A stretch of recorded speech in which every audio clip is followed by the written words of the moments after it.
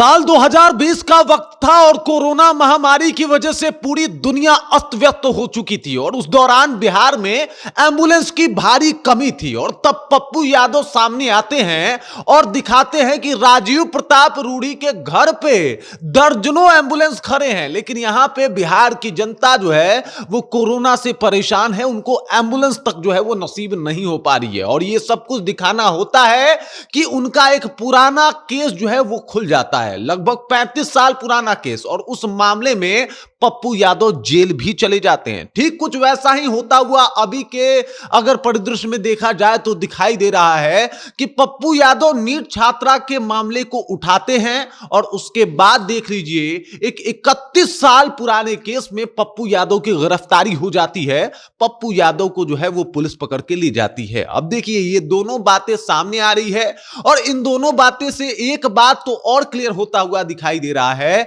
जो कि पप्पू यादव के समर्थक कह रहे हैं कि अगर सरकार के हाँ में हाँ मिला लें तब तो सब कुछ ठीक है, लेकिन सरकार के विरोध में अगर कुछ बात हो तो जो है वो सरकार इसी तरीके से हमेशा गिरफ्तारी करती आई है पप्पू यादव की। पूरी कहानी क्या है इसके ऊपर विस्तार पूर्वक चर्चा करेंगे, बातचीत करेंगे, लेकिन उससे पहले मेरा परिचय जान लीजिए। मेरा नाम है रजत और आप जनता जंक्शन देख रहे हैं। यहां पे तस्वीरों को देखिए, ये उस समय की तस्वीर है जब पप्पू यादव ने एक मामले को उठाया था और बताया था कि राजीव प्रताप रूढ़ी जो कि भाजपा के एक सांसद थे, उनके आवास पे जो है दर्जनों एम्बुलेंस खड़े थे, लेकिन बिहार की जनता जो है वो एम्बुलेंस न मिलने की वजह से परेशान थी और उस दौरान एक अफरा तफरी का माहौल था। सबको याद है कि किस तरीके से जो है वो लॉकडाउन लगा हुआ था, गाड़ियां नहीं मिल पा रही थी, कोरोना के नाम से कोई बाहर नहीं निकल रहा था, यहां तक कि राजीव प्रताप रूढ़ी का एम्बुलेंस जो है वो भी उनके घर पे ही पड़ा हुआ था, वो भी बाहर नहीं निकल रहा था। इसी मुद्दे को पुरजोर तरीके से जो है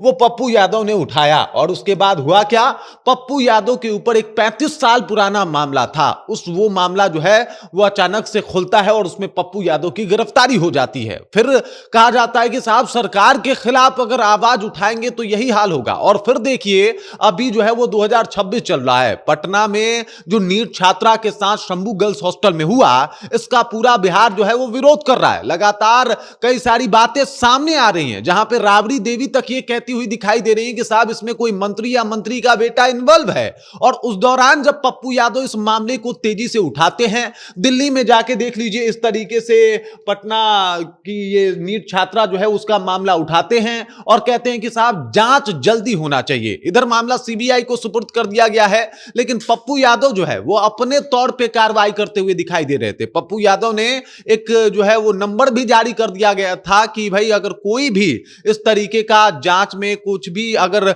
लोगों को जानकारी मिलती है, नीट छात्रा से जुड़ी हुई कोई भी जानकारी है, तो वो हमें साक्ष्य जो है वो बताए, उसके एवज में हम उसको पैसा भी देंगे। Pappu Yadav toll free number जो है वो जारी कर देते हैं और उसके बाद देखिए कुछ दिन के बाद पप्पू यादव के ऊपर एक पुराना मामला खुलता है। पप्पू यादव की उस मामले में गिरफ्तारी हो जाती है। हालांकि अभी हॉस्पिटल जो है वो पुलिस लेके उनको घुमा रही है, लेकिन मामला वही है कि पप्पू यादव क्या इस वजह से गिरफ्तार हो गए क्योंकि वो नीट छात्रा के मामले में बोल रहे थे? पप्पू यादव को बस इस वजह से गिरफ्तार कर लिया गया कि वो नीट छात्रा का आवाज बनने की कोशिश कर रहे थे? क्या पप्पू यादव आज जो हालत से गुजर रहे हैं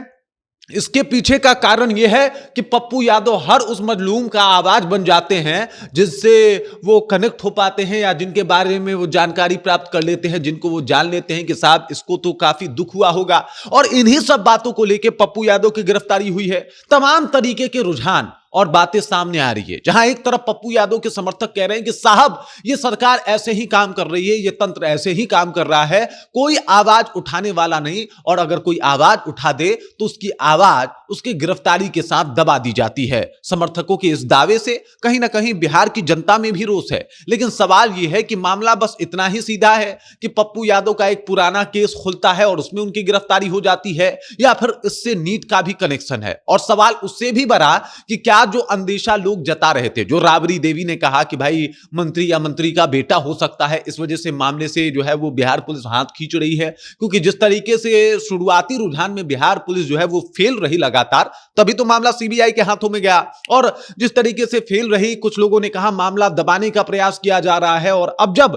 पप्पू यादव लगातार नीट छात्रा की आवाज बनने की कोशिश कर रहे थे, तब उनकी गिरफ्तारी हो जाती है। तो ऐसे में यह सवाल और ज्यादा भड़कता है कि साहब क्या वाकई कोई बड़ा हाथ है क्या इसके पीछे, कोई बड़ा नाम है क्या इसके पीछे। तमाम तरीके की बातें जो है वो अब सामने आ रही है। नीट छात्रा का लगातार आवाज बन रहे थे, इस वजह से उनकी गिरफ्तारी हुई, ये पप्पू यादव का भी मानना है। बिहार की जनता इसके ऊपर क्या सोचती है, कमेंट करके अपना विचार बताएं, क्योंकि 2020 में भी पप्पू यादव के साथ कुछ ऐसा ही हादसा हो चुका है, जहां पे वो एम्बुलेंस वाला मामला उजागर करते हैं और उनकी गिरफ्तारी हो जाती है। और अब नीट छात्रा और फिर गिरफ्तारी। बाकी इस खबर, इस जानकारी को लेकर आप क्या सोचते हैं, पप्पू यादव की गिरफ्तारी क्यों हुई, आपको क्या लगता है, कमेंट कीजिए और अपना विचार हम तक पहुंचाइए। आप देख रहे हैं जनता जंक्शन और मेरा नाम रजत है।